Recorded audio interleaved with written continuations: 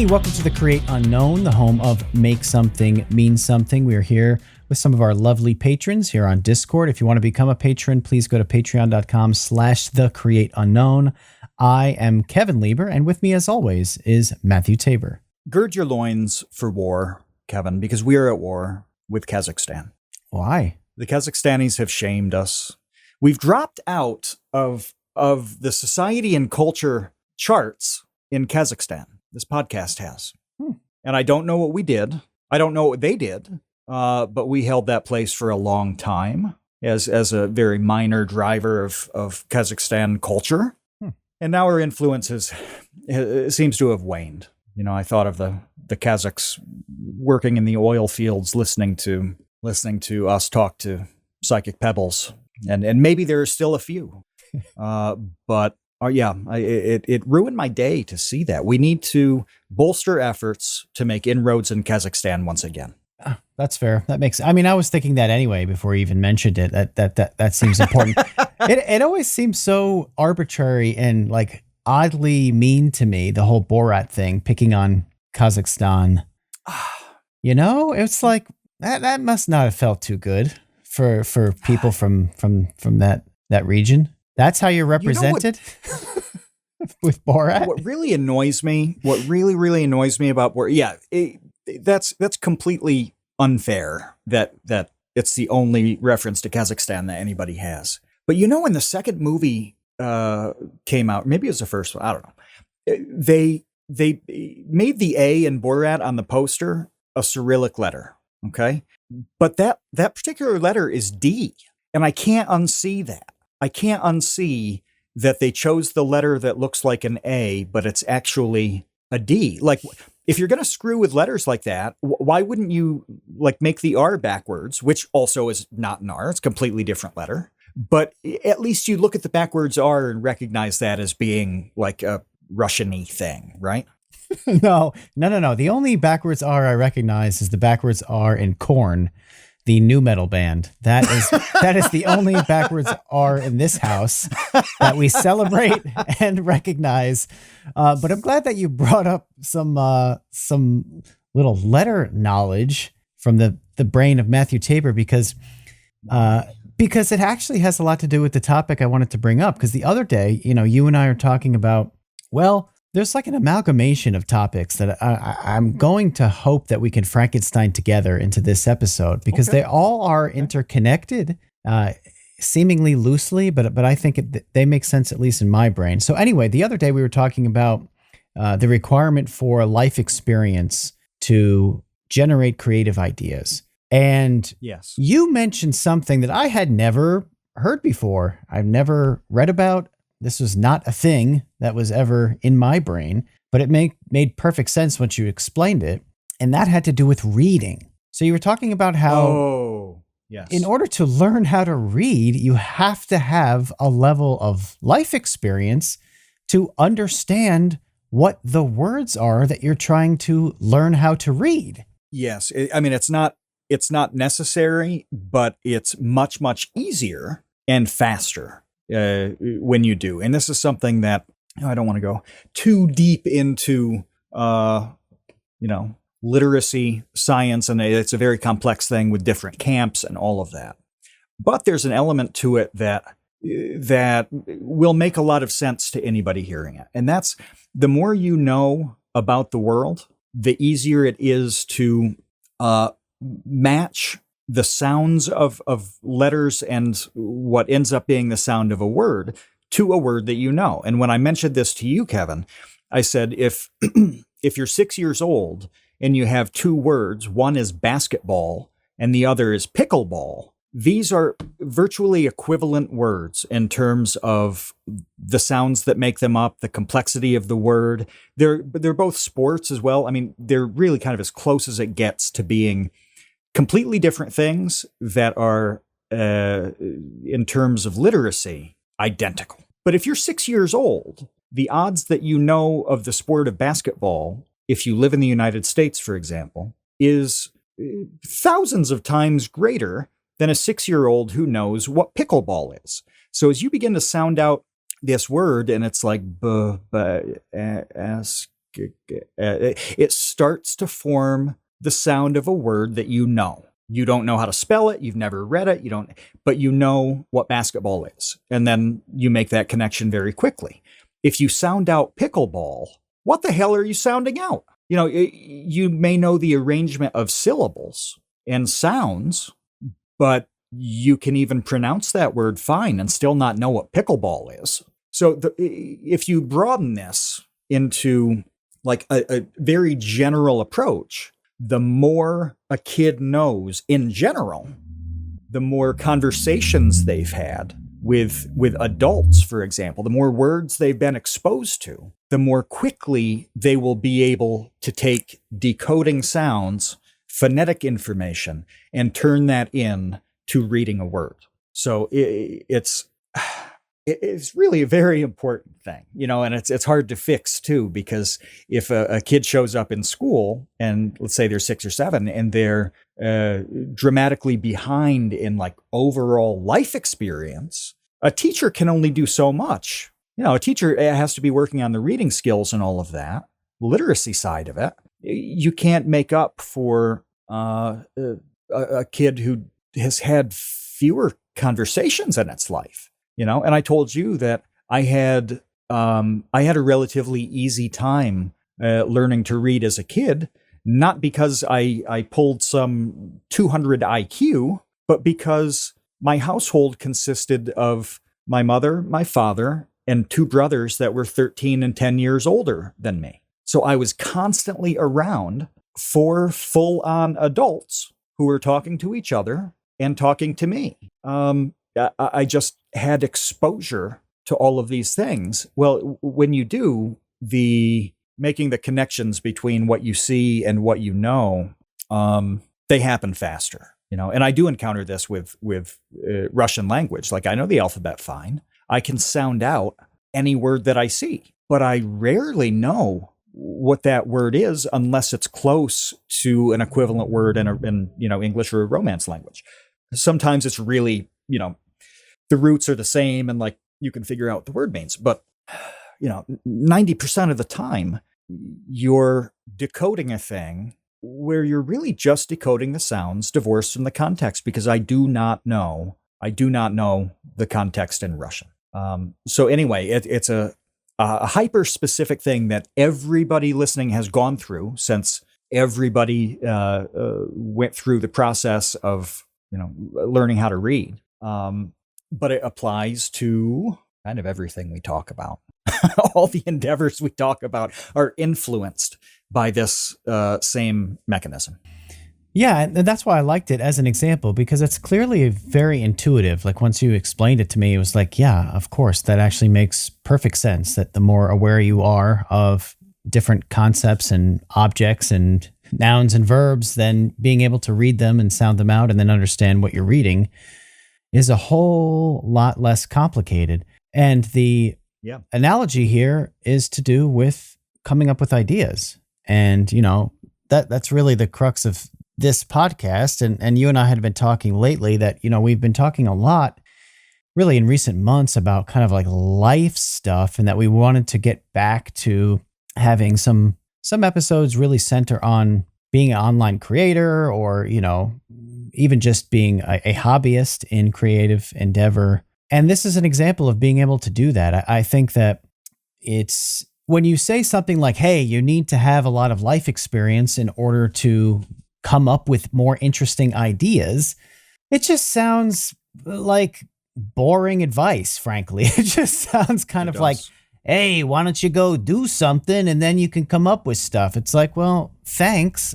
That's really not all that useful to tell it's people. Not actionable, is it? Not really, because there are probably a million reasons why, it's difficult, or there are challenges, or there's reasons that they haven't and they can't afford to, or whatever it is. There's a laundry list of, maybe they really would like to and just can't because, you have like a sick family member or something, like whatever. It ends up being one of those like bits of living the creative life advice that I think is really like unapplicable to most listeners. So by contextualizing it a little bit better, I think maybe there's an opportunity to find, different ways at least to poke and prod at it. And I also wanted to say a couple of things about this topic in general. I think we'll do the parents thing second. The first thing is that you and I both just made decisions throughout our lives, you much more so than me, to get out of our comfort zone and place ourselves in strange environments for really no discernible, tangible benefit other than the experience of doing so, which is another very conceptual, odd thing to kind of tell someone, without it turning into some sort of like, what was that? Like not live, laugh, love, eat, pray, love. Without it turning into eat, pray, love, where you're like, I have to go find myself in Barcelona. It's like. So it's funny you say that, because the first question you get when you're in a place that is kind of unexpected is, why are you here? And is it for work? Or did you come because of a relationship or something, whatever? And when you don't give a clear answer, when it's like, well, the plane ticket was cheap, or, why not? People seem to think one of two things. One, that you are on this eat, pray, love, finding yourself journey, and you're a broken person of some kind. And the other is that you are not telling them the truth. You're lying. There's extreme skepticism. Yeah. Right. And you're hiding something. In places, you're hiding something. And especially in places that are prone to skepticism culturally, it's hard, because you're instantly making somebody mistrust you severely. It's like, it's better to tell them a lie. It can be the stupidest thing in the world. It's like, I love the architecture of blank. Like, at least there's a logical answer. Just to avoid that situation where they're like, okay, this dude's sketchy. Sketchy, yeah. You go from being a stranger to being a sketchy stranger. That's a bad combo. It's hard to dig yourself out of that hole. Combo. But years ago, really, maybe it was like 3 years before Vsauce became a thing. I'll just explain that at some point I decided to just get out of where I was. And a friend of mine also wanted to get out of we just wanted to leave town. We just wanted to get out of where we grew up. He and I were working, but to what end? We both had jobs, so we were saving up some money, but it's like, what are we going to do with it? And it was just like, let's just do something else somewhere else. And it's exactly like you said. It's not like, oh, I needed to go see XYZ or I had this job there. No, it was literally like, let's just get in your car with basically like a duffel bag full of clothes and just drive away and not come back and just find someplace else to live. So that's what we did. We spent nearly a month, I think, just driving around the United States. And did you know where you were going to end up? Or did you start driving and just be like, if we find a cool place along the way, we'll stop? The plan was eventually to drive from New York to Seattle, but we never ended up getting to Seattle. By the time we got to Portland, Oregon, it was starting to get cold. Like it was becoming winter. And it's like the Oregon Trail. Wow, yeah, it really kind of is. And camping or sleeping in the car became like less appealing as the temperature drops. And we just tried to figure out a place to stay in Portland. Eventually just tried to meet some people. There was like a girl that I went to college with who I looked up on Facebook, I think, and she introduced me to a guy that worked at like a theater company who did overhire. So we ended up getting overhire work, just like painting and moving sets for a theater company just to make some money. But there was no plan to any of this. It was all just like, let's just go away and kind of figure out what to do. And this is not me saying like everyone should do this, but it is an example of like, that's an option. Like this is a thing that is, It exists. it could be an option. Like that's a thing that you could do. You could just say like, if you have a buddy or something and you could just go someplace else, it's a viable option. There are challenges to it. There are parts, elements of it that are not fun. We got kicked out of a place that we were living on Christmas Eve. What? Yeah, I never told you that story. No. Yeah, we eventually were renting rooms from this guy, and I don't remember what happened. We got into some kind of fight over what we were paying him. And anyway, he was like, well, you can't come back, and just like dumped all of our stuff outside. This was on Christmas Eve. And then it was really cold because it was, December 24th. Yeah. And really didn't have any place to go. But you figure it out. I don't know. Like that's kind of part of the point. It becomes part of the story, and it sucks at the time. But like later on, you're like, well, whatever. We survived and we figured it out. And it seems like there are so many things that have that outcome where it's like you go through a thing, it blows, but you make it through and you learn like, hey, I can get through that. That's sort of an important like lesson to learn sort of regardless of what, the event is. It is. And it's, I'm just troubled by the fact that there is nothing actionable to say about it. There's nothing that is not vague. Yeah. What do you say to somebody? Take risks, explore options of all kinds. That's not real. That's not useful. Well, I do think, Yeah, no, I know. And also, like I said, you can't also say like, well, because I did this, you should too. Like that's also ridiculous. Everyone's different. Everyone's circumstances are different. Their motivations and goals are different. Their personalities and circumstances are different.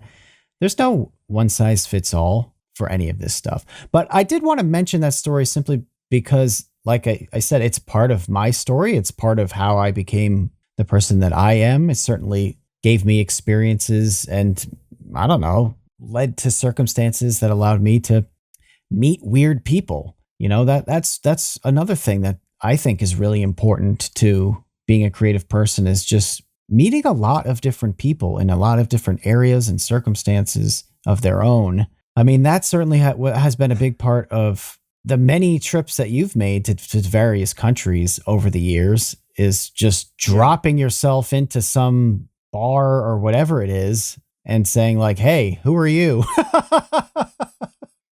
Yeah, that's right. I mean, going to Tel Aviv from Haifa, I didn't have a place to stay, and I didn't know anybody in Tel Aviv either. And I figured out where I was going to stay as I was on the train from Haifa. It's only like a 90-minute train ride. And when I got there, I don't speak Hebrew either.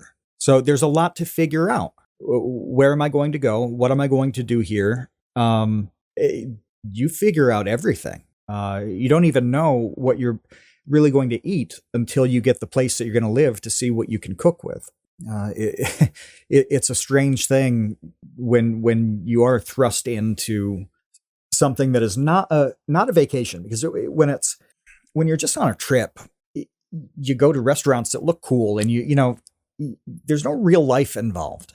When you have to figure out the real life things like you had to do in Portland, it's a totally different experience. And the reason you're doing everything is different. The people you talk to, completely different. You can't replicate that very well, other than just putting yourself into a spot that you are not prepared for. People say, oh, try new things and do all this, like join clubs and organizations.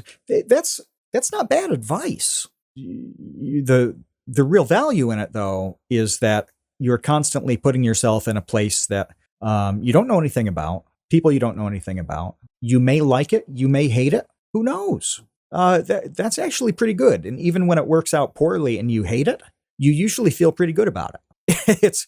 It's strange that you've lived through the little bad time and conquered a weird situation. It's actually very positive. It's a little like the happiness video, where if you if your goal is pursuing happiness, it's probably not going to work out for you. And happiness comes from something completely different and often composed of a lot of unhappiness.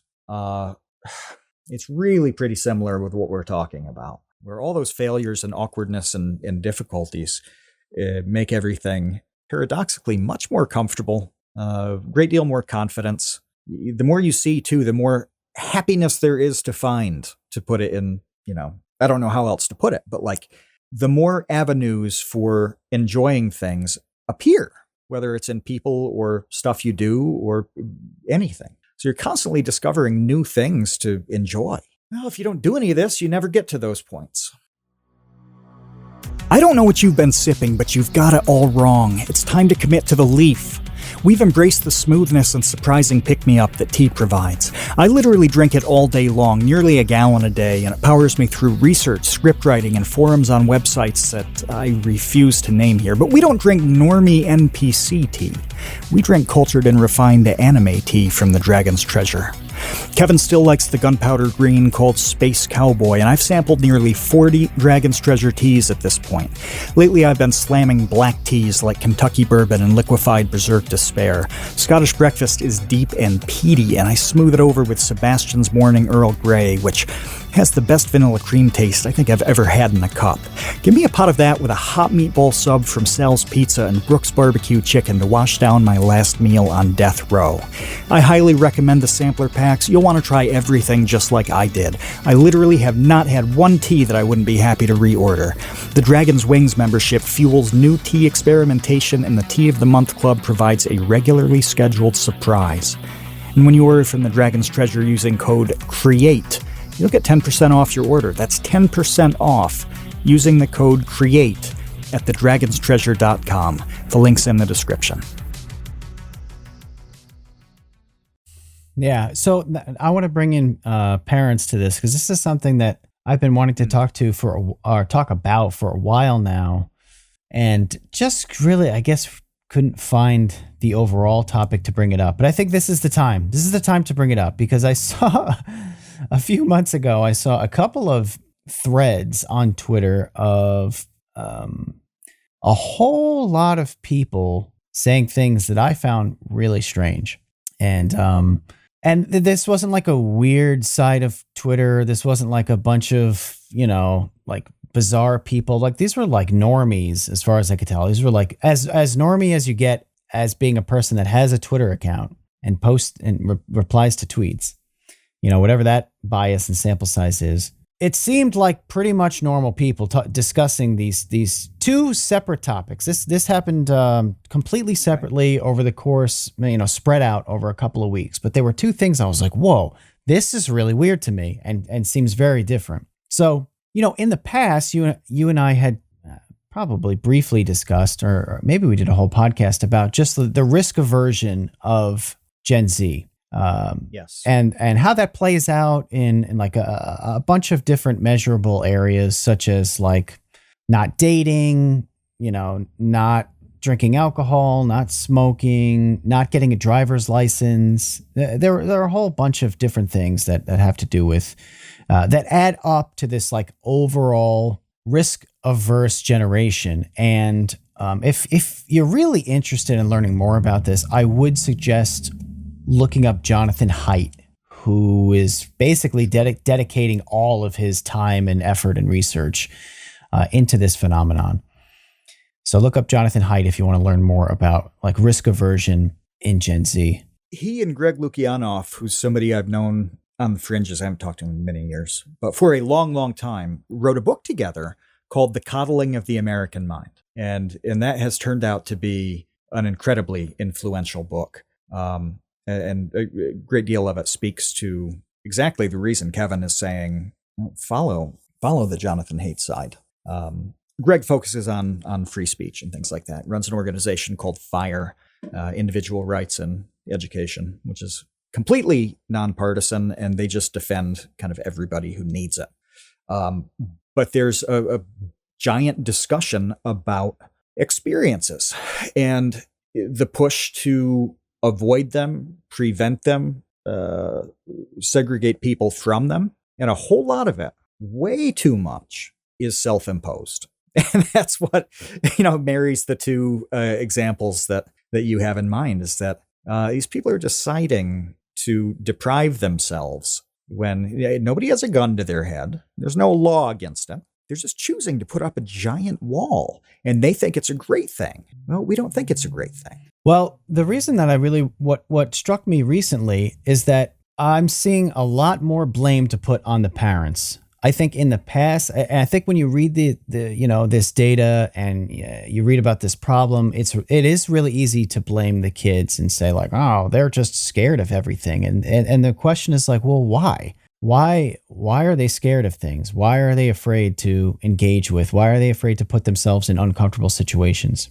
And I saw these two instances recently where I was like, holy cow, like the neuroticism of their parents has reached like heights that I find completely ridiculous. So the first one had to do with no longer or not allowing your kids to ride the bus to school, not allowing your kids to ride the school bus. It was this whole thread kicked off. I don't remember what like the OP tweet was, but it was something about how they will only personally drive, chauffeur their kids to school every single day. They drive their kid to school because of how dangerous the school bus is. And I thought that was absurd. And then I looked through the replies and it was all people agreeing. It was everyone was in support of like, oh yeah, me too. Like I would never allow my kid to ride the school bus. And coming up with, all of these rationalizations for why that's such a dangerous thing and how they'll only ever drive their kid to school. What? It's like, wait, what? Am I missing something here? First of all, when it comes to like the dangers and violence of school bus riding, is there some epidemic that has gone over my head that I have not looked into, in which like kids are constantly being slaughtered and dismembered on the way to school? Maybe, but I have never come across that. I will say that I did ride the school bus pretty much until I got my driver's license and I could drive myself to school. And I actually think it has a lot to do with this discussion, this topic, which is to put yourself in like strange environments around strange people, and figure out how to deal with that, because there may not be any like weirder place for that as a kid through like formative years than the school bus, because you're trapped. You're like literally trapped in like a sardine can filled with a whole bunch of other kids from, I suppose I should say that it depends on like your neighborhood and what school you go to and stuff. But I'll just say in my experience, in my experience, it was kids with a tremendous range, like a lot of diversity in terms of like economic background and like interests and intelligence. And like, it didn't matter if you were a remedial kid or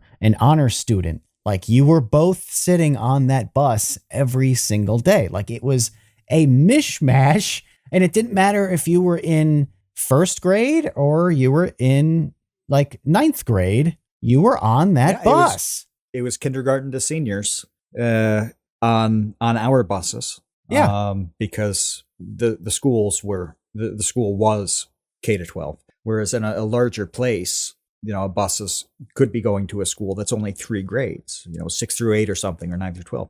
But no, the situation Kevin is describing is truly everybody within a several mile radius, and they could have an incredibly nice house on a hill with 100 acres, or your route may stop at the trailer park, and it doesn't matter because everybody has to get to school, and it's the same one. It's kind of as democratic as it gets.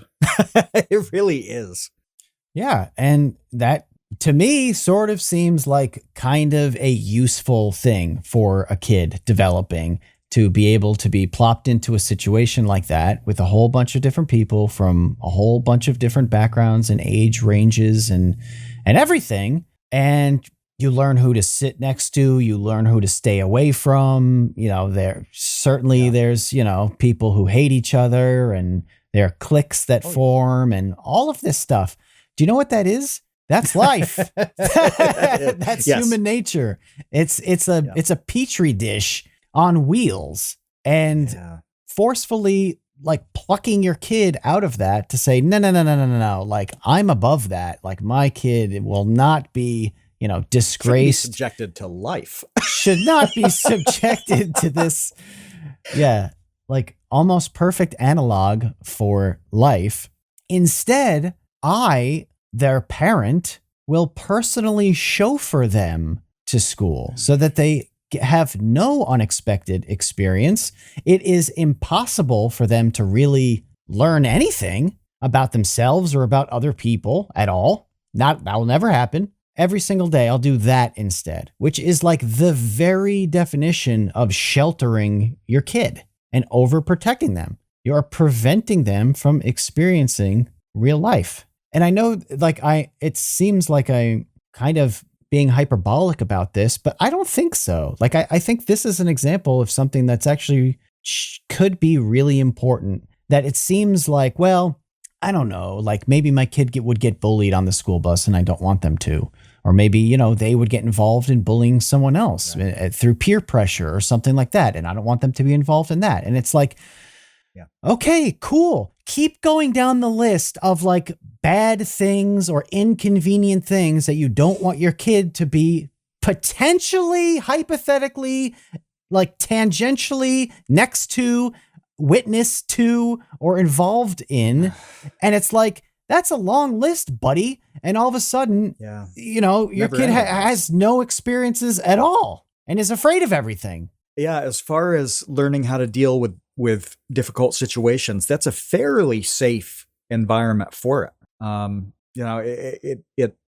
Yes, one kid could just attack another or something, but I mean, that can happen anywhere, right?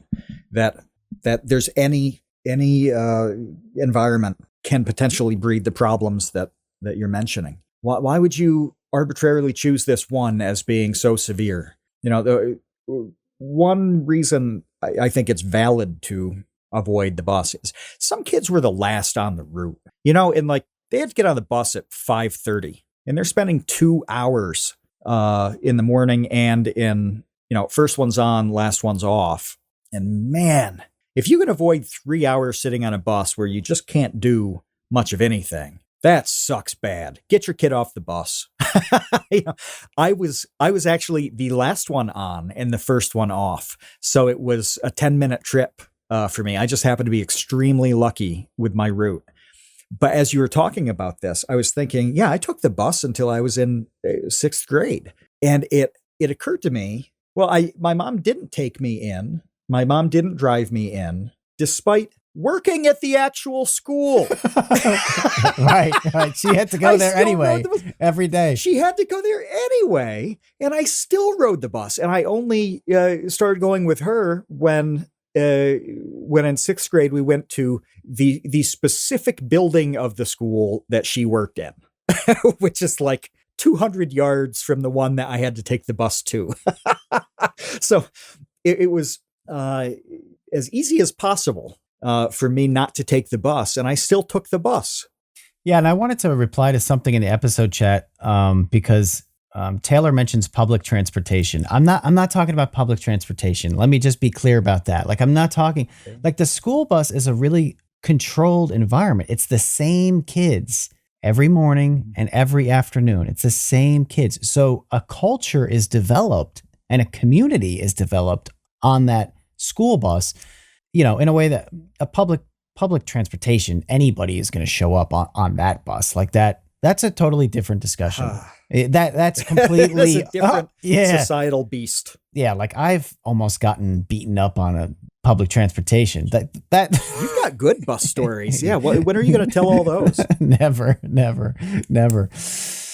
But on the school bus, come on, like it is there going to be some like teasing and is someone going to get into a fight? Yes, probably at some point. But at the same, there's going to be going to be conflict. Yeah, you're trapped in that smelly bus with smelly kids, and you're probably a smelly kid. But the point is that is life. There's going to be conflict. There's going to be people who don't like each other. You're going to work with people who you hate, and maybe somebody else at work hates you. And holy cow, do you need to? And it's very different than the classroom itself, because the classrooms themselves are not, they're just so regimented. And for the most part, everyone has to stay quiet, and the school bus is chaos. It's like the inmates running the asylum. And I think that's what's interesting and important about your kid getting the experience of like a pretty safe way to be subjected to inmates running the asylum and having to sort themselves out. Yes. It also, it forces you to learn how to not be the problem too. Yes. We talk about this issue exclusively in the context of avoiding bad situations for your kids, keeping them safe from the bad elements. You know what? You get to learn how to not be the bad element through navigating these situations. And you make mistakes, you make enemies, you piss people off, you say the wrong things, you're annoying. All manners of behavior you really don't want. You pissed a bus driver off who's not your mom. Yeah. Like, that's a different experience. Right. Have the bus driver yell at you than have your dad yell at you. It's not the same. Yep. Yeah. So you not only learn how to deal with other people being a problem, but you learn how to not be a problem yourself. And that's really hard to do. I feel like this is totally anecdotal, because it's just not enough people for me to say this with confidence. But like some of the people I've heard talk about this are really annoying as hell. They're really obnoxious people in some way, where, man, they would have learned that they were just, obnoxious or arrogant or rude or whatever if they'd gotten feedback from kids on the bus. I'm drawing a clean line where one doesn't exist, but you get the idea of what I'm saying. It really is. There are two sides to this. It's not just keeping your kids safe. It's keeping other kids safe from you. And that's a skill that has to be developed, just like little kids learn how to play without hitting one another. They learn not to hit and bite and scream and, steal and all of this stuff, usually because they sorted it out socially at a very, very young age in a relatively safe environment. Well, this is another one of those environments. It's super unique, as you described. Like, you're sitting in a seat and you cannot leave. There's no go to another room. There's no get off the bus. You are where you are for a definite amount of time, and same with everybody else. So there's not much of real life like that. But there's some of it. Offices are offices. There are all sorts of situations where you just kind of are where you are and you have to figure it out.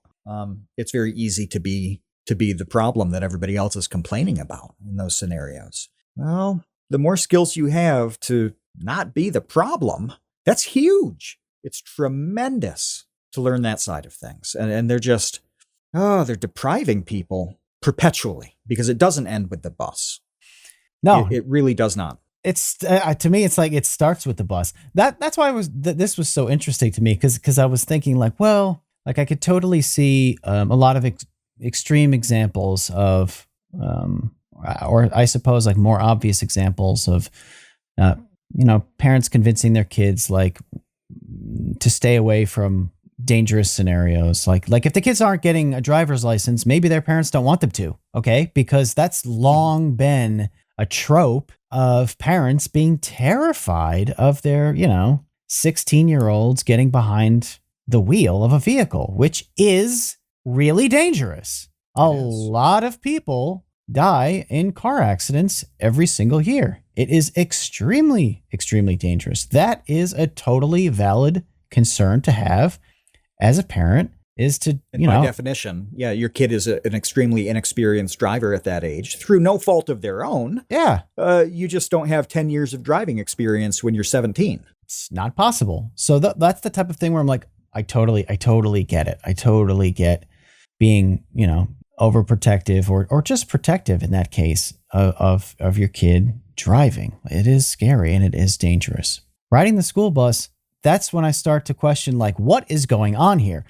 So so that was that one. Here's the second one. This was the second one where I was like, okay, what is going on here? And it was a thread similarly to the I won't let my kid ride the school bus thing.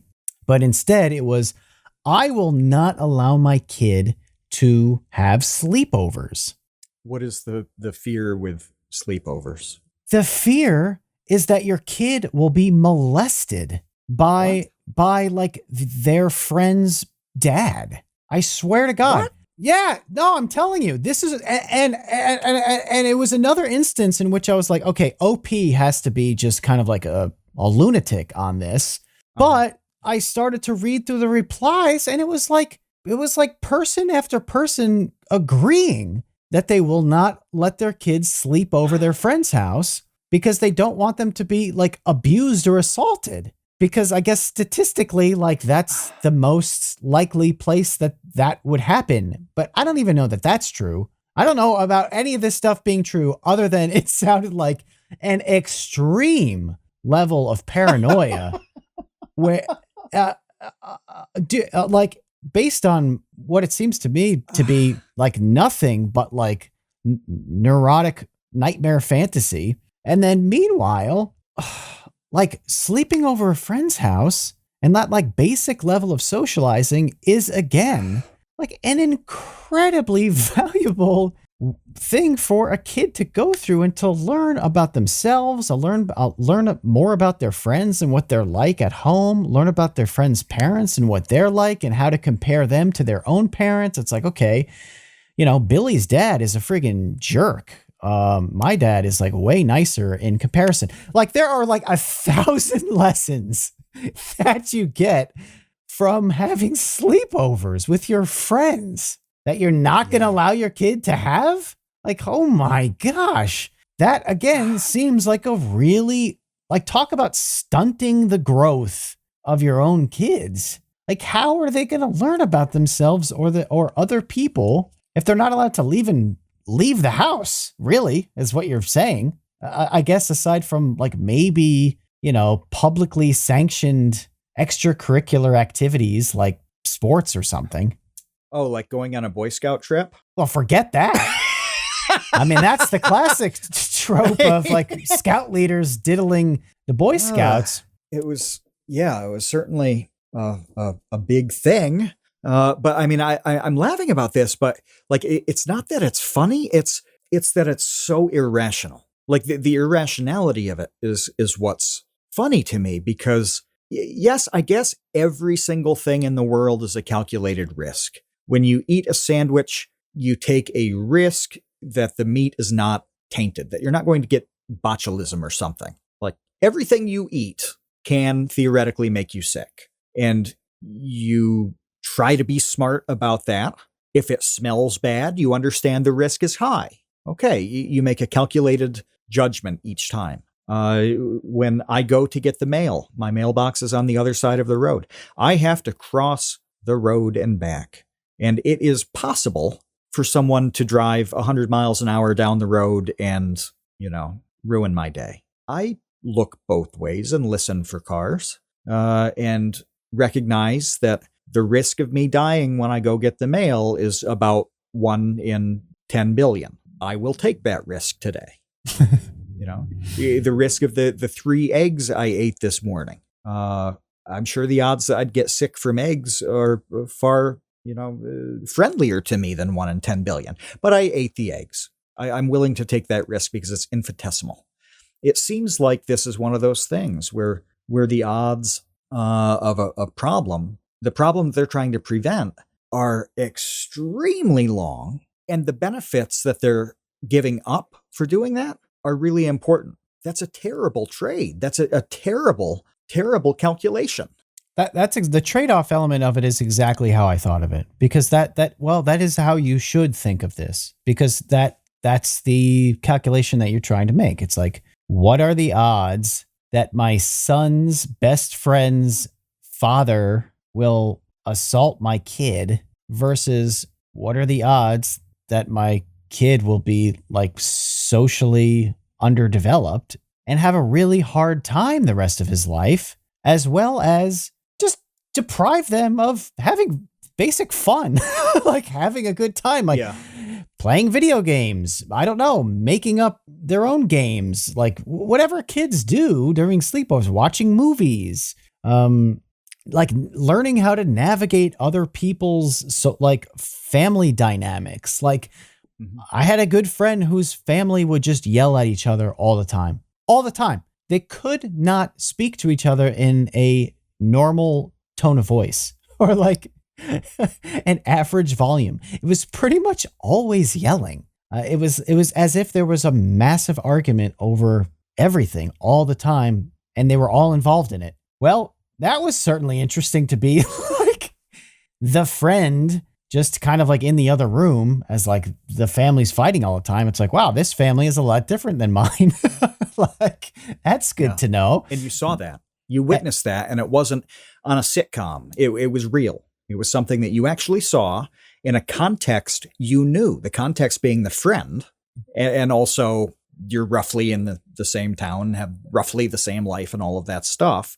And you see this tremendous difference. Like, well, okay, this is another facet of the world that I didn't know about. And if you were to write any kind of fictional thing, well, you could have a really strained family dynamic. You could have characters. You could have characters where, the guy has a sister, and the sister and the mom and dad just like fight constantly, and you would have seen that. Something similar enough to inform a very real set of characters. That I'm sure other people, like watching that film or reading that book or whatever would be able to relate to, whether it was their family or they knew another family who was like, oh my gosh, yeah, I know a family exactly like that. All they do is yell all the time to each other. Like, this is how, I'm glad that you brought back in the creative element to this, because that was hopefully going to be the through line for all of this. But this is where that stuff comes from, is you have to have these experiences to draw upon in order to make something. If you don't have any, and I honestly think that a lot of where we're seeing this, just like such boring art being made and such boring nothing stories being told, is that it's coming from people that have like no experience with anything unique, and they're just all of their life experience is just from watching Star Trek episodes. So then they just write like new Star Trek episodes. So I can actually be real about this. Real quick, I do want to point out a thing about the science fiction element. Jumped to me.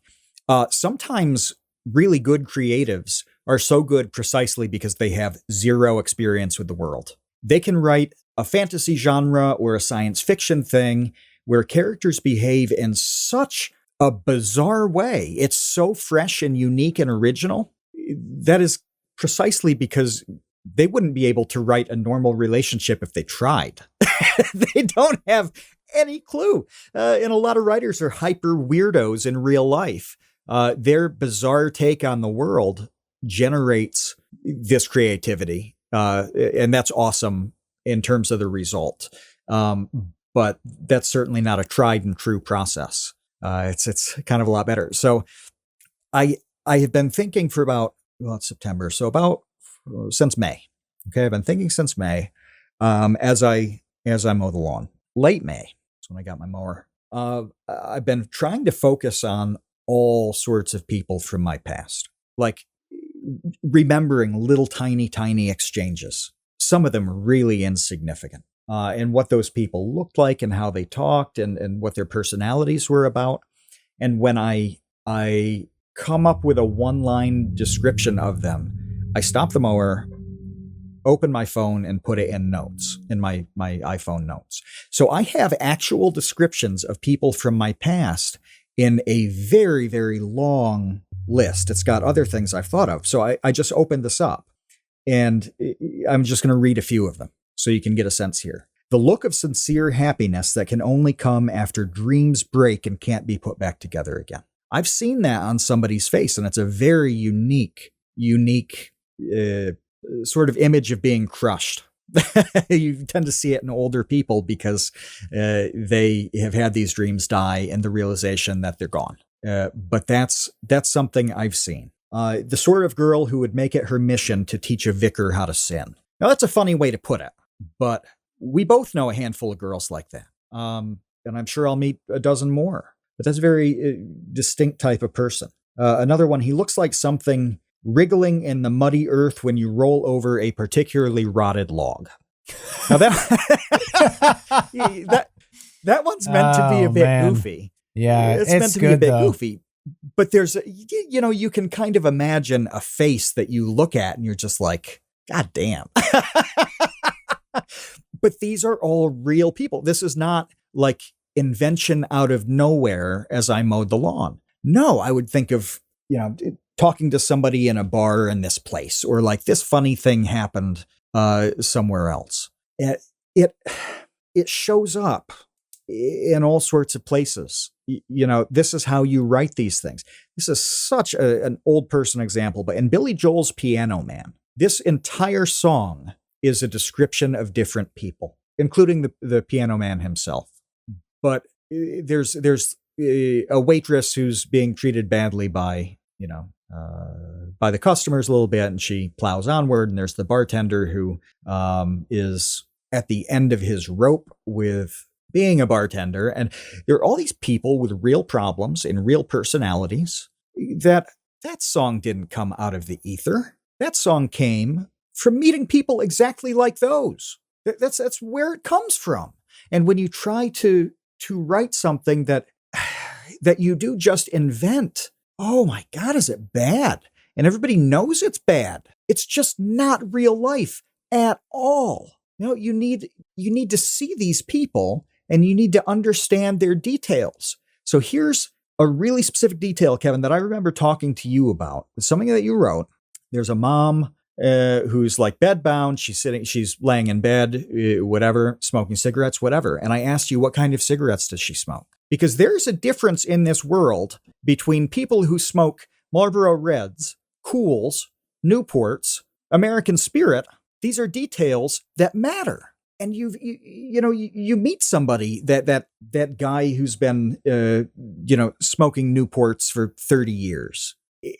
It's part of his personality. That detail is, and you can try to invent those things, but it's extremely hard because you're inventing something that you don't really have a guidebook on. And number two, it's just not going to add up right. It's not going to add up right. And if you told me that mother who's bedbound smoked American Spirits, I would say this is not accurate. This is not true. That person in that situation there's a 0.001% chance that they smoke American Spirits. If you'd said it was Marlboro Reds and they snapped the filter off before they smoked it, I would say, okay, that's weird, but it adds up. Yeah, I would say you need these things. More specifically, I remember you asking me what she ashes into, because that too. That I found even more interesting. Like, what are you ashing into? Chain smoking all day in the same room. Yeah.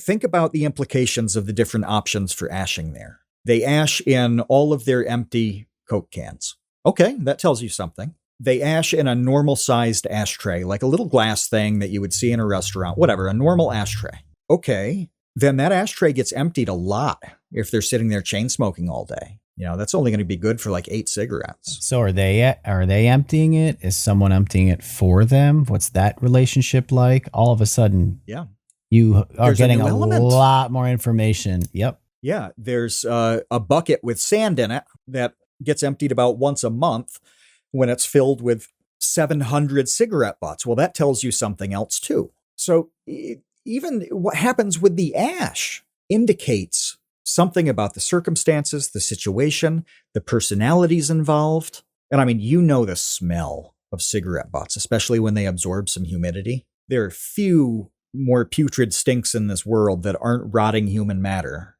that smell worse than really old wet cigarette butts. So if somebody's got a 5-gallon bucket next to their bed filled with sand so there won't be a fire, and they're throwing butt after butt into it, that tells you something about this person. You have to know all manners of people.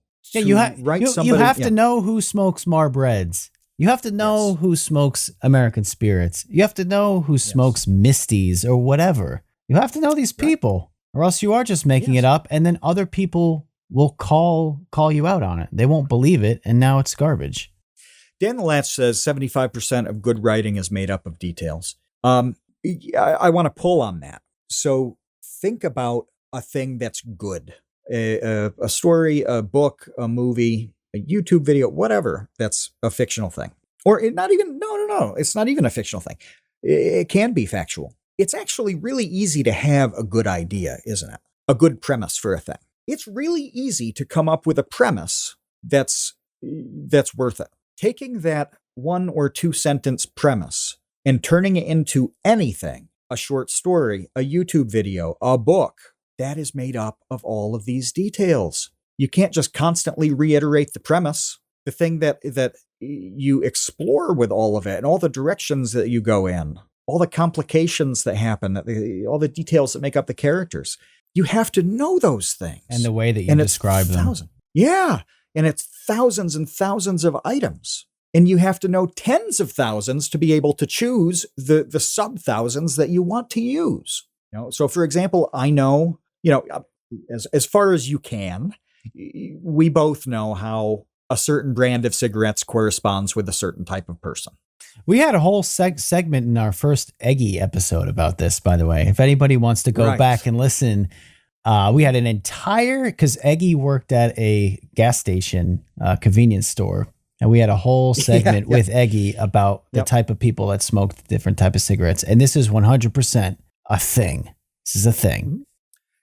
It's the same with music. You made a joke about the backwards R in Korn.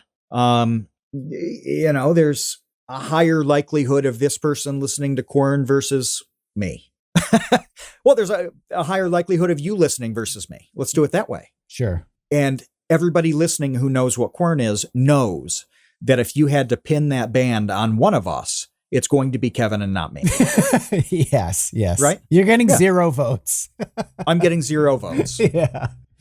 That's a little element of cultural knowledge that you can assign in a way that makes sense. And if you're writing a story about me and I pull out my phone and put on my headphones and start my Korn playlist on Spotify, and it's chapter 7 and you already know who I am, you think it's stupid because it's stupid.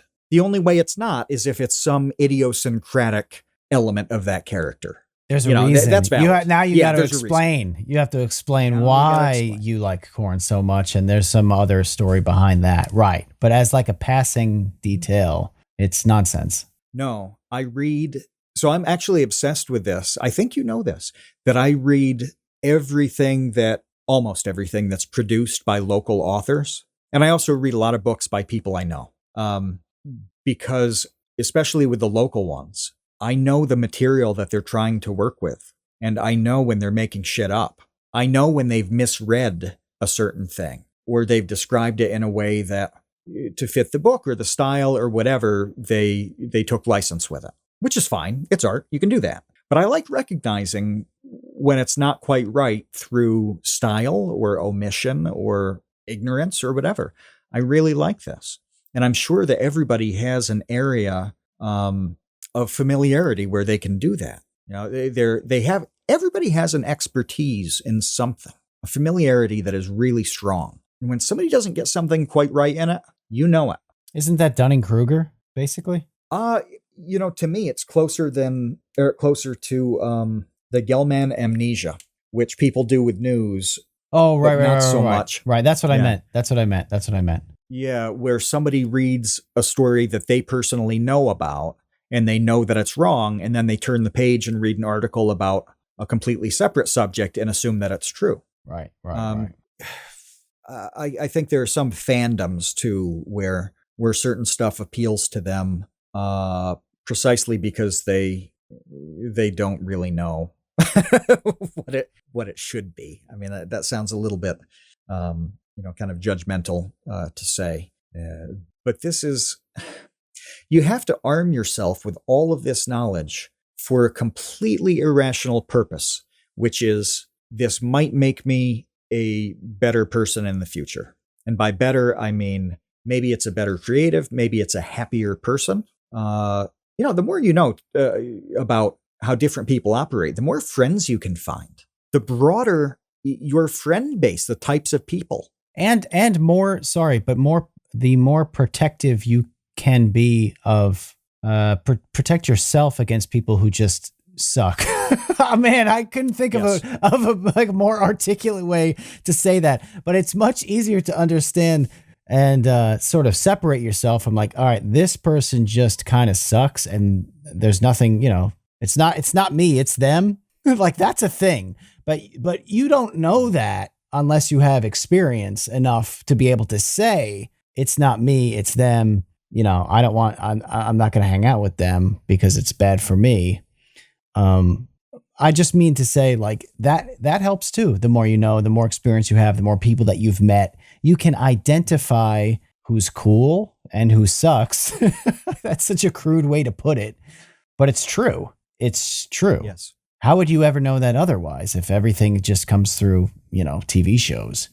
The one other thing, this is just like a hyper specific example, but I like hyper specific examples of the benefit of staying over someone else's house when you're a kid is having to eat dinner over there. Mm-hmm. Like having to eat dinner during a sleepover is its own little world, its own little experience of like, they don't know what you like. It's not your mom and dad. Your mom and dad knows what you like. They know what you eat. They know what you won't eat. Maybe they're pressuring you to eat broccoli because it's good for you, but you don't want to. You have your own little weird family dinner dynamics.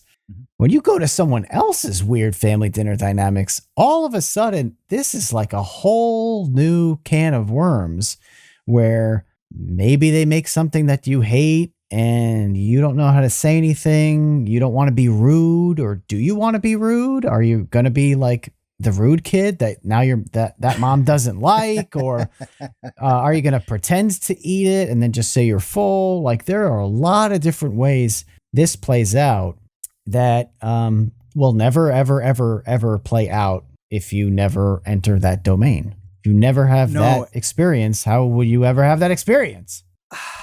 No, and I remember a specific one as you were talking about this.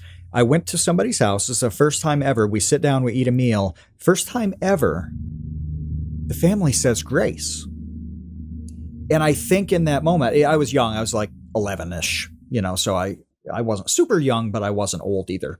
And I just remember thinking, I've seen this on TV, but I don't know what I'm doing right now. I've never done this. It's not a weird thing. It's not unsettling. There's no problem with it, but I had never done this in my life. And it's like, God, do you hold the hands of the people to your left and right and bow your head? Like, what do you do here? I didn't know. Well, eventually I figured it out and it wasn't a big deal. And it was stuff like that has popped up a tremendous amount over the years. And certainly when I was in Israel for so long, you meet all manners of people who are the entire spectrum of observance of both Jewish and Muslim traditions, and also the rejections of the two things. Some people are militant on making sure they don't do things. You can roll with it when you've just been exposed to that stuff before. But I so distinctly remember that grace moment and just thinking, oh, this is new. And it's happening right now. And I have no time to think about this. Yeah, man. I had one of my good friends, his mom would cook all day. Basically, that's what she did. And she would make these dinners that were insane.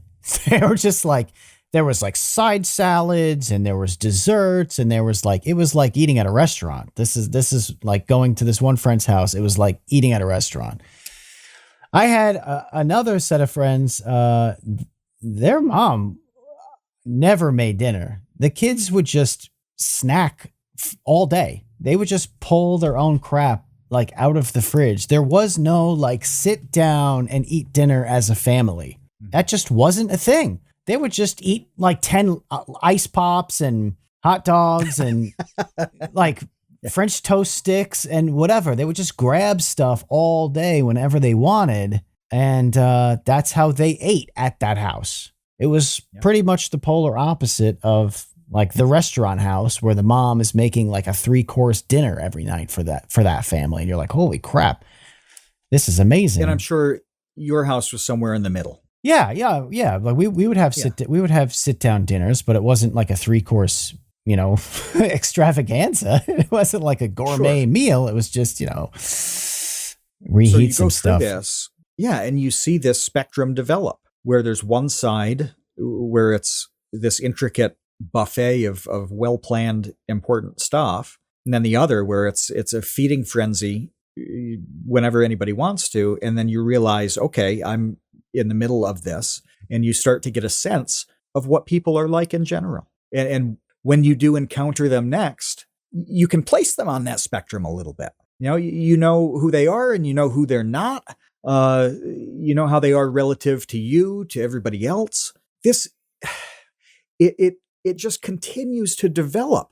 None of this stuff ever stands still. It's always bumping in to some little bit of knowledge, and it never ends.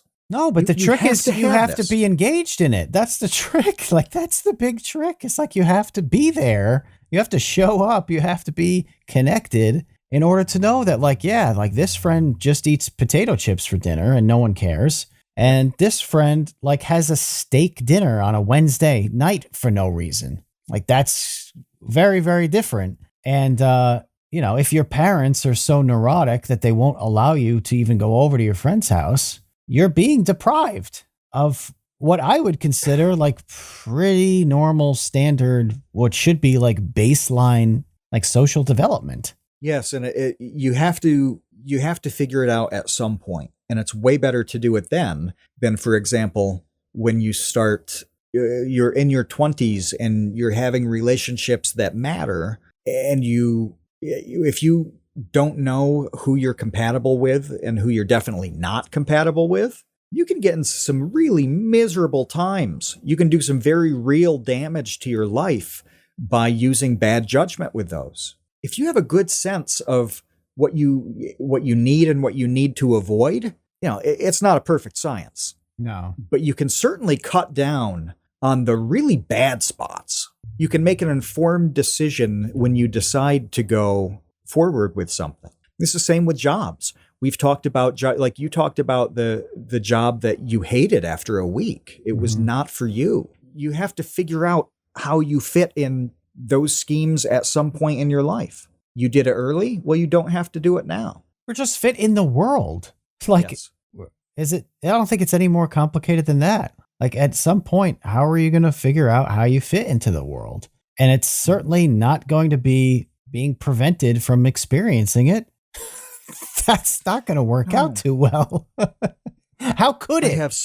I have such a long list of experiences that stick out in my mind as being interesting. There's one, oh God. Oh, okay. So bacon salt, if anybody has ever had this. Bacon salt is a salt product that it tastes like bacon, but there's no bacon in it. It is actually completely kosher, which is strange, but it really tastes very good. It's an exceptional product. Bacon salt is amazing. They have a million different flavors. I remember talking to a really good friend of mine who did keep kosher. And I said, let me send you a bottle of bacon salt, because you'll see right on the label, it's fully certified. You're 100% safe here if you don't believe me. They make a big deal out of it. And he said, I actually don't want to know what bacon tastes like. I'm not supposed to have it. Why am I supposed to know what it tastes like? And it never occurred to me that somebody would think that. I never thought that somebody would have that logic to it, which makes perfect sense. Like it does. Yeah. Yeah, it's a solid position, but it never occurred to me. I've talked in the past, I know I mentioned it on this show, going grocery shopping with a girl in Eastern Europe who really hated all the choices of cheese. She hated all the choices of everything. It was overwhelming to her that the giant store that we went to had like 100 versions of everything. She's like, no, I liked it better when I was a kid in the 80s and we went to the store and, you asked for the cheese and they gave you the brown paper wrapped brick of cheese and we went on our way. It's easier. And she really preferred that. Yeah. Yeah. And it had never occurred to me that somebody would not want tons of choice. So these are tiny little elements that have stuck with me because it's important for understanding people. Things that are obvious to you are actually not obvious to anyone.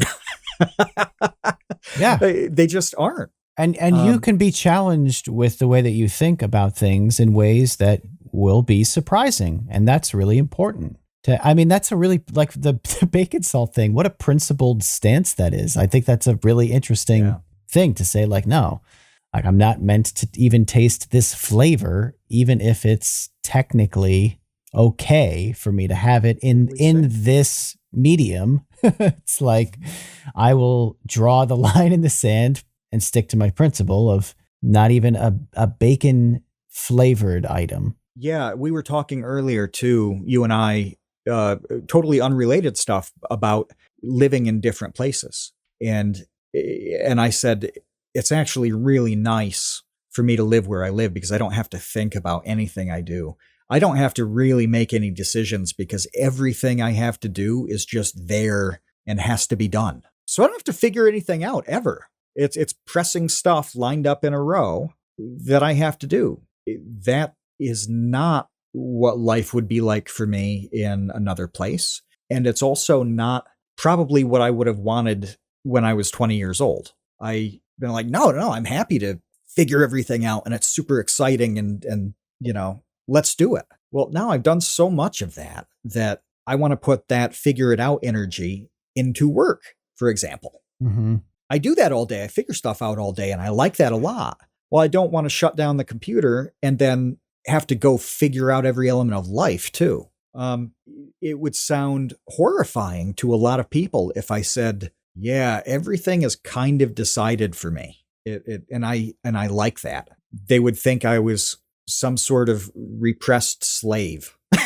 Look, but it is really important that you have the total opposite end of that with work, though. It is maybe. I know. Well, I mean, I don't think it's a coincidence that you get kind of both elements in your life, because the work stuff is super figure it out. It really is like, what am I doing next?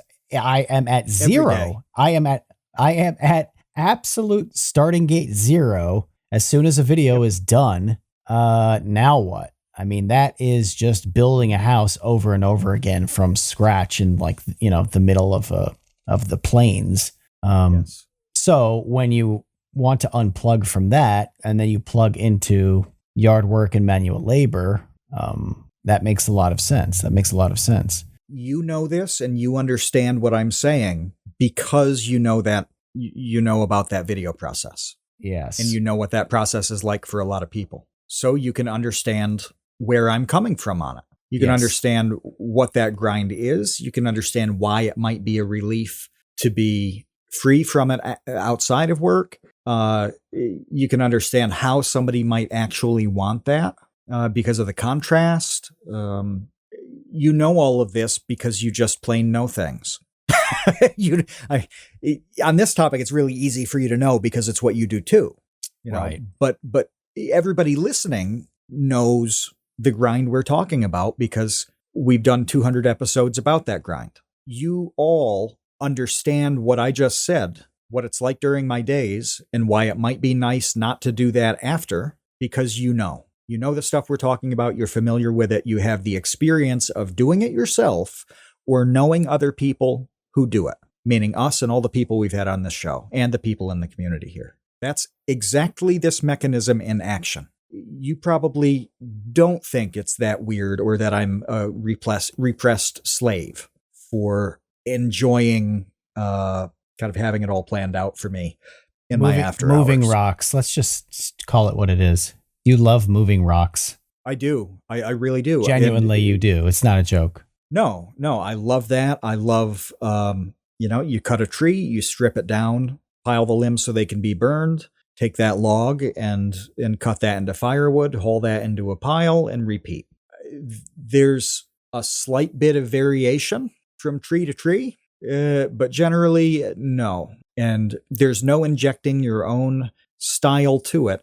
You kind of have what you have. You cut a log in a certain way because the log is that way. Yeah. You don't have an option. If there's a bend that's kind of like a U, if you cut that from the top, the two pieces pinch on your blade and your saw gets stuck and you can't finish cutting that log. You have to cut from the bottom up so that it falls and opens up, doesn't pinch on your saw. You do not get to make the decision about how to cut that log. There is one way to do it that's going to work, and you have to do that. There's no thinking about it. You just execute. Yeah. Yeah. You don't have the option. In medicine, there are a lot of times where you don't have the option. There's the thing to do, and then everything else. You do the thing to do. Mm-hmm. But you all understand this conversation because you have experience with it and with the people. This is every sphere. It's every sphere. It's friendships and romantic relationships and parents and brothers and sisters and jobs and people on the public bus and people in school. It's like I cannot think of an instance where another person is part of it where this doesn't come into play. The more you know about the world and other people, the better this is for everybody. It's better for you and it's better for them. Like, it's cool to me that I can talk about this with people who I know understand what I'm saying. And that when Kevin responds to it, I know they understand what Kevin's saying. That's good for me. Everybody wins here. So the question is, how do you do this? How do you go about it? You're really stuck when it comes to parents. Like, you kind of don't have a lot of flexibility there. No, but I wanted to mention that the parents thing is potentially a newer, bigger problem that's going mostly unrecognized. And it's like, if it's unrecognized and people just think this is how it is, well, then there's no reason to change any behavior or to even consider it an issue, right? I mean, because I even when Jonathan Haidt started doing his stuff, I was like, this doesn't really seem like a big problem. It hasn't been until really, I would say the past year or so, and so much of this risk aversion data has started to come out from a bunch of different sources in which it's been hitting me in a fresh and unique way. And it's opened my eyes to say, okay, I actually do think this is a big problem and getting to be a worse problem and an unspoken problem and a thing that's going to make everything in society a lot worse. Like, there is no benefit to society writ large to have like an entire population of people unwilling to engage with one another in like a productive and meaningful capacity. Like, that does not help anyone. It doesn't help them. It doesn't help the people around them. It doesn't help, people 1,000 miles away. All of it seems bad. It just seems bad to me. And I don't know at what point more people start sort of ringing the alarm. It's got to be a lot more than Jonathan Haidt. Like, it's got to be a lot more than him in his like little academic corner, going on podcasts about it. Like, not enough. No, I've been so obsessed with thinking about all the specific instances of this as you've talked about it, that I totally blanked on a big thing, a really big thing. There was somebody speaking to this before Jonathan Haidt. Now, he does it in a very academic way, but about 15 years ago, Lenore Skenazy, and I hope I'm pronouncing her last name right, as Skenazy, wrote an article in maybe The Atlantic, something like that, about how she let her 9-year-old kid ride the subway in New York City. This caused one of the greatest freakouts I've ever seen in my life. Cultural freakouts. Her argument was, this is an important part of the child learning independence and how to navigate the world and how to navigate the city in which they live. This is a critical part of my child's development. A lot of people disagreed. I bet. She was labeled as, people wanted her kids taken away. I'll just jump right to that. Is like, they thought social services should take her kids away. Right. This is abuse and neglect. Right. They thought it was abuse, neglect, the most irresponsible possible thing that a parent could do. Mm-hmm. She ended up writing a book about it called Free Range Kids. And the whole point of her book was Kevin's theme, was that kids have to have these experiences so they grow up into capable, healthy, happy adults who can deal with difficulty and take advantage of triumphs too. It's been an extremely controversial position. And over this 15 years, now we're really starting to see it play out. If her kid was 9 in 2008, well, that generation is in their mid-20s now. The parents of all the kids who wanted her thrown in prison are now starting to have kids of their own. They are, many of them, the products of this extremely, extremely strict, repressive generation of parents. And we're starting to see the consequences of that. Helicopter, yeah. Helicopter parents. Right. And it's unsettling to see the results. And it's so tempting to throw out like a dozen people I know, just throw them under the bus. Just be like, I can see that you're 35 or you're 40. Your life is a disaster and you're a disaster. Let's trace it back. dude. But the funniest thing about this article that you mentioned, which I didn't know about, is that there was another thing I saw going semi-viral on Twitter the other day that was this exact thing played out as you described it the other way. It was a 27-year-old girl whose dad was taking her on the subway to teach her how to ride the subway to like get to work or something. She's 27 years old. And her dad is like teaching her how to ride the subway. So meanwhile, this woman is just plopping her kids off at the subway at 9 and saying, figure it out. And the other end of this is just like a month ago, someone tweeting about like daddy teaching me how to ride the subway at age 27. Like, okay, well, those are the two ends of this spectrum. I thought of another thing that has perpetually horrified almost everybody I've mentioned it to. Occasionally, when I have a conversation with somebody about firearms, they will ask something like, "What's your favorite gun?" And my favorite gun is a single shot 410 shotgun. That's small. It's a youth model, and it's simple. It's little. It's inexpensive. It's the most basic thing you can get, but that's my favorite. And that's what I enjoy the most out of everything. And I've had it for 31 years now. And somebody will invariably do the math on this. It'd be like, what? Because I know how old you are. Like, yeah, that was a gift to me for my 10th birthday. My brother gave that to me, which also makes it, a little bit more special too. Sentimental, yeah. Nice. Yeah, adds that element. But the fact that I was given a firearm at the age of 10 is insane to a lot of people, and especially those in Europe.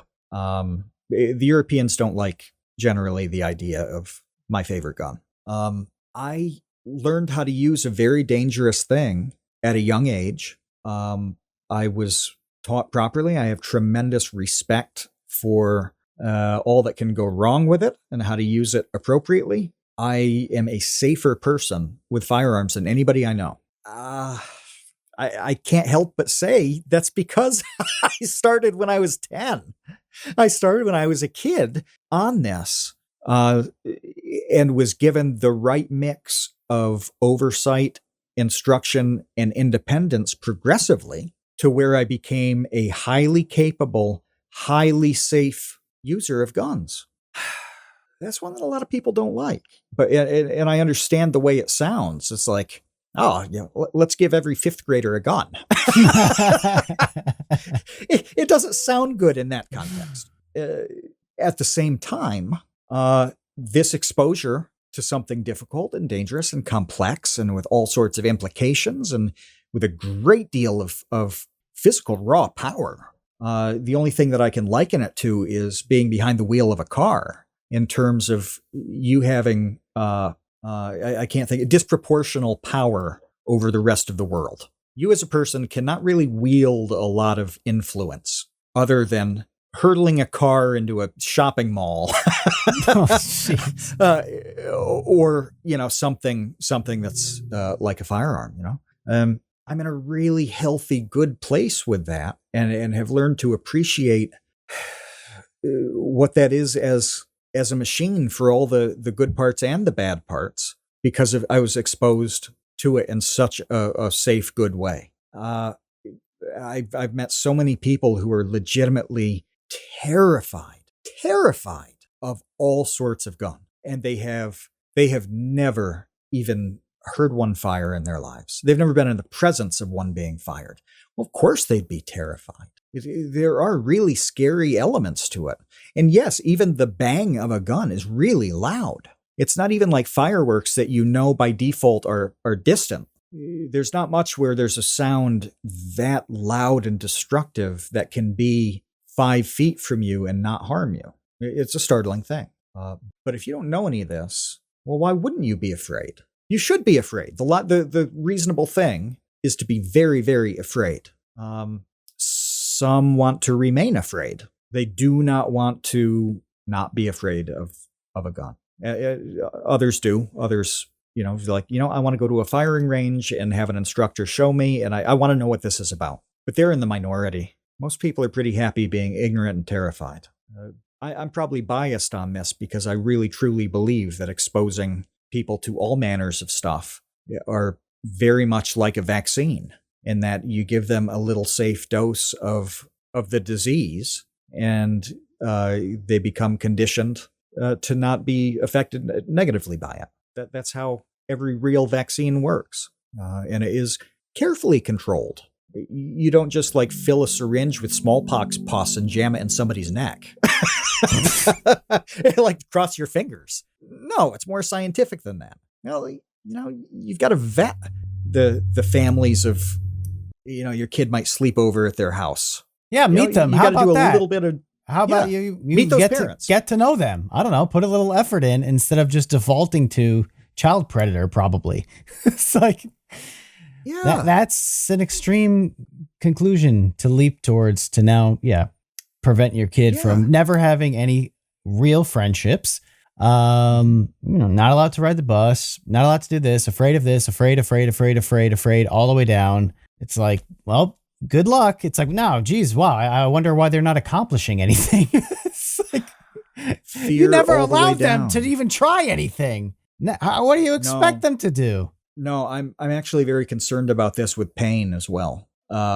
Because I was talking to my mom about this. There's been a great deal of eye pain recently, but we both process and deal with pain better than most people. She does quite a bit better than I do. So, for example, she gets ill from anesthesia. And so she's chosen to have all sorts of dental work, including a root canal at one point, without any Novocaine at all. Oh, my That's God. An uncommon. That's crazy. That's an uncommon level of iron will, and not one that I can pull off. But we both had plenty of physical pain when we were really young.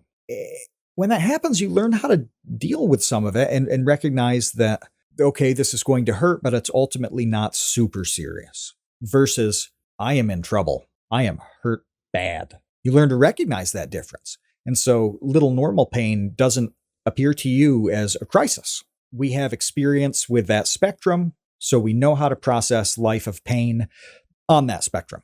Well, sorry to cut you off, but you see this with really little kids where they just get bonked on the head a little bit or something.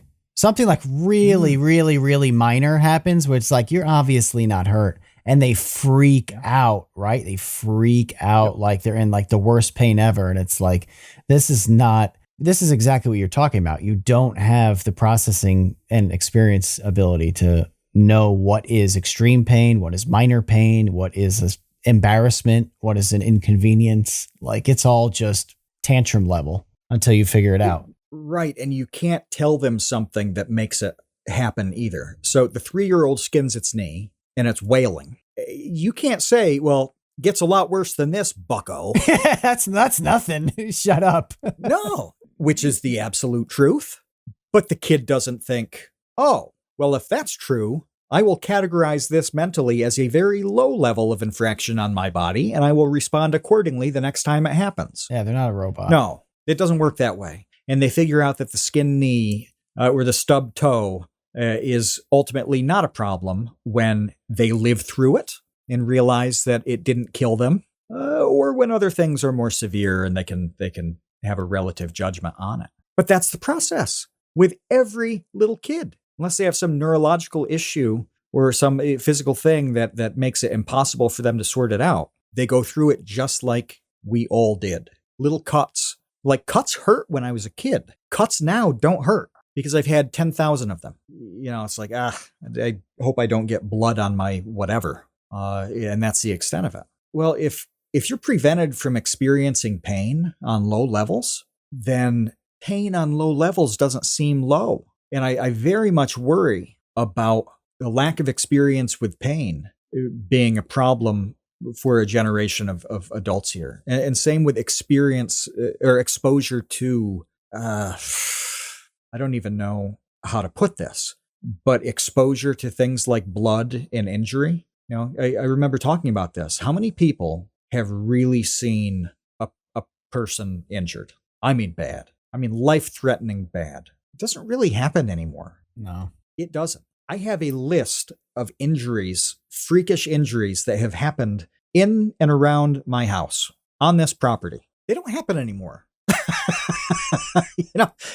People also don't really just die anymore with that same type of frequency. They don't die because they fell out of a tree and broke their neck, or a tractor rolled over them or something. It happens, sure. it does happen. But not like it used to. Right. You know a guy who know a guy. Like I went to school with a kid whose father died because a tractor tire exploded. Yeah. Like that's a nasty death. But those types of freak accidents, which are now like super frequent, would be pretty regular when everyone's farming. That's right. You see somebody get a finger cut off. It's not daily, but you've seen this on that scale in your life. You've seen what happens when somebody gets kicked by a horse. There's a difference in bruising here between like somebody punches you in the arm and you have a bruise, and you got kicked by a horse bruise. Depictions of violence and blood and all of this stuff are so clearly, to me, staged by people who have never seen blood and violence to a degree that in the past it seemed much more real. In movies and stuff, you mean? Yeah. Yeah. Yeah. But just the general freak out of over injury and blood and pain and that stuff, which it is less of a part of life now. Like, life is safer by a mile than it was even 20 years ago. There are much better treatments for pain. All sorts of things can take the pain away now, where before it was like, go snort a baby aspirin. Well, what's that do to you? You talked about that in the pain video. That is this an important part of life? Mm-hmm. Even getting stung by a bee, like everyone, if you never go outside, well, you're never going to get stung by a bee, which is like the most basic, like pain, outdoor pain that there is, or there was. That's right. Because you just used to be outside all the time because there was nothing to do. So you would just go outside and like dig holes, and that's what kids did. Invariably, you would now have some bumblebee poke you. Yeah. Who would do that? Not happening. So what do? Go out and get hurt? Yeah. Go shake a hornet's nest? I don't know. That's why this is such a hard topic. It's a really difficult thing to, just say, hey, go do this, go do that. Trust me. Especially when you grew up in an environment where everyone and everything around you is saying not to do any of those things because it's dangerous. So I really like the goal of this topic as a topic on the podcast, really, to me, is just to highlight it, just to talk about it, just to explain that it is a thing, to mention that I have noticed parents, in my opinion, getting really crazy levels of neurotic about overprotecting their kids. And then the other thing that I wanted to say as it relates to creativity is like all of the things that you and I have touched upon in this discussion, whether it's figuring out, what to do when you show up in Tel Aviv or Portland, or you have to know what kind of person smokes what kind of cigarette, or, whatever it is, those decisions that you make as a creative, those are all, if you're trying to build a puzzle, which is your creative endeavor, you need pieces. You need pieces to make the puzzle out of. How are you going to get those pieces? That's a real question that I don't know how many people are asking. Like, how are you going to get the pieces for the puzzle you're trying to make, whether it's music or, cartooning, or, you think Psychic Pebbles has met some weird people in his life. You think Zach's just making all that stuff up out of a vacuum? No. Yeah, there's no way. There's no way. Like, he has seen these people and he's, exaggerating them with his own unique brand of chaotic, creative, comedic genius. But all of that's got to come from life. It's like you've got to obsessively fill your mind with things and then just let your mind figure it out. Like I told you I was thinking, like, purposely trying to think of people throughout the summer and whatever. But most of the time you don't do that. Most of the time you just make the connection without realizing it. You decide on the thing and whatever, and it's totally subconscious. It happens instantly, and it's its own little thing. And that only happens when you have something to work off of. Tapped. Yes, you have to have stuff there for your brain to crunch, or else what is it crunching? Nothing. You have to fill obsessively for no good reason. Mm-hmm. Yeah. Absolutely no good reason. And then kind of trust that, well, it may not be useful at some point in your life. It probably won't. I think it will absolutely be useful in ways that you might not recognize. Oh, sure. And that's just as important as the ways you do recognize it, whether you're going to notice it or not. It's probably more important, the things that you don't notice, than the ones that you do and you put into action in some way. All right. That went so much longer than I thought, but it is a topic that's just like, okay, let's just talk about how life works. So you go on forever. Sort of can just do, we could do 200 episodes on this. I keep thinking of things too, of implications of this and specific examples of it. Examples too of like shows that are really bad. I know that we've talked about writing being terrible, and probably in part because it's a lack of exposure to what certain people are like. They don't know people, so they don't know the characters. And if you don't know a character, you don't know how they would act in situations. And then what happens is exactly what you're saying, where you don't believe it. You're like, they wouldn't do that. It's like, well, what does that mean? It's like, well, that's not a real person. I was complaining about Billions the other day when we recorded, and the latest episode, I stopped it and went to go clean tools rather than watch that show, because there's an exchange. The dialogue is what midwits seem to think hyper talented, hyper motivated people talk like. And it is the most obnoxiously written show I have ever seen in my life. And it's such a shame, because for seasons, it was really good. They don't know. They do not know what these conversations are like with those types of people. They don't. And it shows. And I think a lot of people, it's in its 7th season, so a lot of people do like this show. They're entertained by it, and they may be. But I watch it and think, this is not at all real. And I don't enjoy the fake. Right. Total lack of familiarity. And nobody in that room, they're either making the decision to try to be like this, which I'm sure it is. But nobody in that room is just saying, we can't do this. This is ridiculous. So we get what we get on this. And it's just, drop that harder than a Carole King bass line. Okay. Show me the 30-year-old, or actually the main character in that is like 45, but still, show me the 45-year-old who says that. No one. No, you know more about music than anybody I know. And would that line resonate with you? Would you think, No. oh yes, Carole King songs had particularly thumpy bass lines? Sick bass lines. Maybe they do. I don't know. I've never heard that before. And I felt that way about the Barry Zito curveball line too. Oh. Where I was like, I'm in the 1% of like baseball knowledge human beings. And I don't remember. I remember who Barry Zito was. I remember the teams that he pitched for.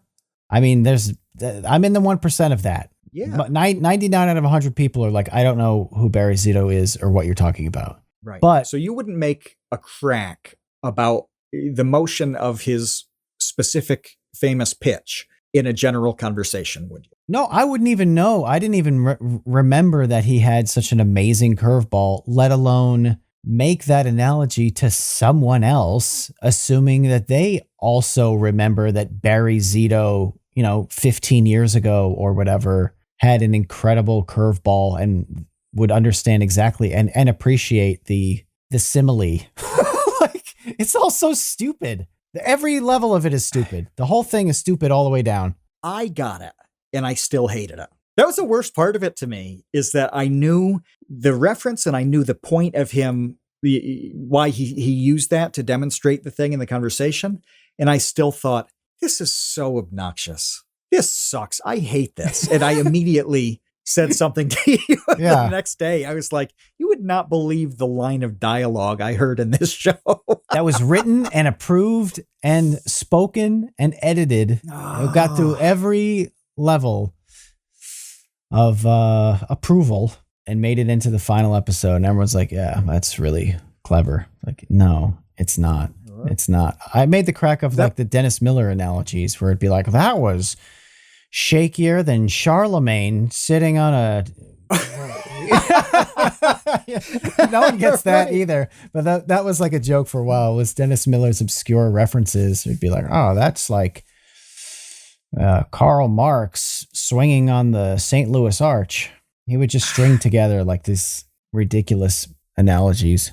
And you would know these didn't work if you were in situations where you threw these out to strangers and friends and whatever and got blank stares. Yes. These writers are friendless ding-dongs. There is no way they have ever ventured out into the world in any way. No, and it's also a lot of like, look at how clever I am. Look at how smart I am. Oh, you didn't understand the Carole King bass line? Oh, you didn't understand. You don't know that Barry Zito had a wicked curveball? I knew that. There's like a smugness to it too that is like really off-putting and gross. Yep. All of it sucks. The whole thing sucks. It just sucks. Like I'm in a depressed state now. This is doom and gloom. This is very grim. Well, it doesn't have to be. Just go get stung by a bee. All right, we're out of here, guys. I will be off next week. I'll be back the following week. Probably. I don't know. We'll see. But until then, check out our Patreon. We are a Patreon supported podcast. So thank you to all of our patrons for making this podcast happen. Go to patreon.com/thecreateunknown to become a patron. Till then, see you, Space Cowboys. Thanks for listening to The Create Unknown.